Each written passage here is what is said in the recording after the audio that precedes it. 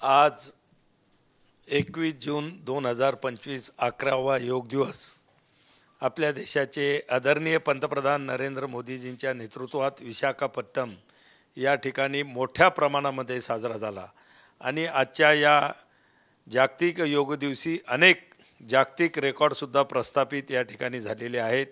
आज मोदीजींच्या नेतृत्वात विशाखापट्टणम येथील आर.के. बीच या कोस्टल रोडवर जवळपास 3,03,000 लोकांनी एकाच वेळेस हा योगा प्रोटोकॉल आदरणीय प्रधानमंत्री नरेंद्रजी मोदीजी यांच्यासोबत त्या ठिकाणी केला आणि हा तर एक विश्व रेकॉर्ड झालाच। पण ही सगळी लोक जी होती की त्यांचं जे रजिस्ट्रेशन झालेलं होतं ते आधार लिंक होतं, त्याचा सुद्धा एक विश्व रेकॉर्ड झाला की आधार लिंक 3,03,000 लोकांनी एका वेळेस या ठिकाणी येणं स्कॅनिंग त्या लोकांचं करण्यात आलं, ॲक्युरेट आकडा त्या ठिकाणी काढण्यात आला।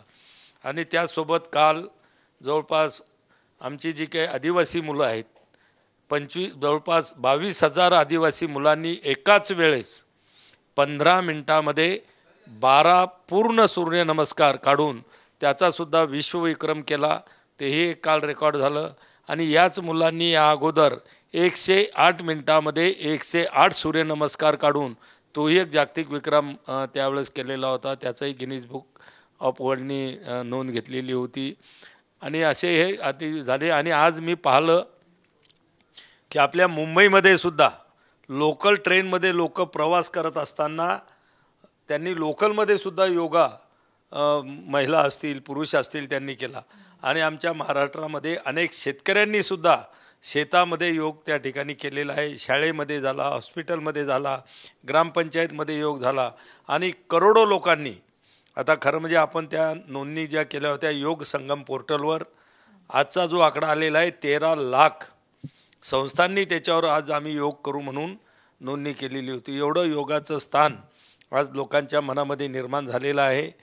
प्रधानमंत्री नरेंद्र मोदीजींनी जे आव्हान केलं होतं की योग हा आपली जीवनशैलीचा याच्यामध्ये जीवनशैलीमध्ये आणा, तर आज दररोजसुद्धा करोडो लोक आपल्या देशामध्ये योगा करताना त्या ठिकाणी दिसत आहेत।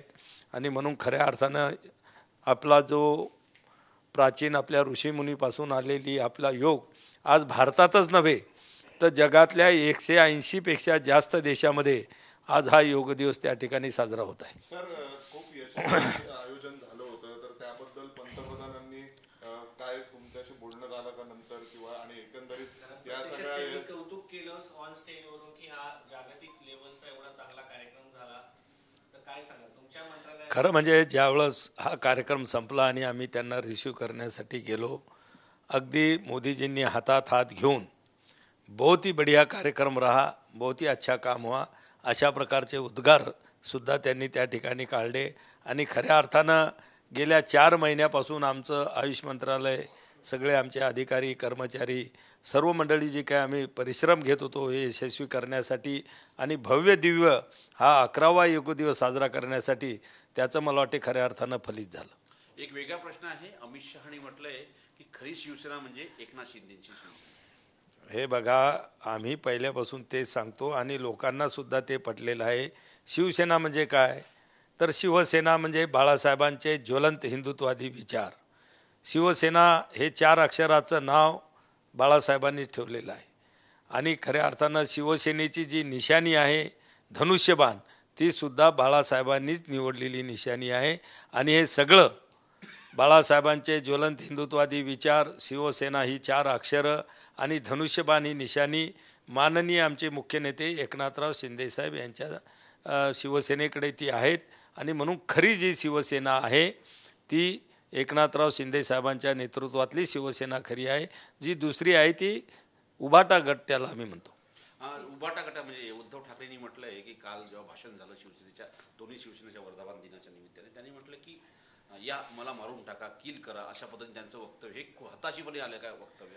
हे बघा, तुम्ही त्यांचे रोजचे वक्तव्य जर पाहत असाल तर अगदी हताश अशी वक्तव्य आहेत। आणि आजकाल मी पाहिलं उद्धव साहेबांना मी जवळपास 1999-2000 पासून मी फार त्यांनाही जवळून पाहिलेलं आहे, पण त्यांचा तो स्वभाव, त्यांचं जे पहिलं बोलणं होतं आज जो त्याच्यात आमूलाग्र बदल त्यांनी घडवून आणलेला आहे की अतिशय म्हणजे त्यांची जी भाषा, त्यांची बोलण्याची पद्धत खऱ्या अर्थाने लोकांना आवडत नाही की ते जे बोलतात. मला वाटते संजय राऊतांची छाप ही त्यांच्या बोलण्यावर आणि वागण्यावर थोडी थोडी पडायला लागलेली.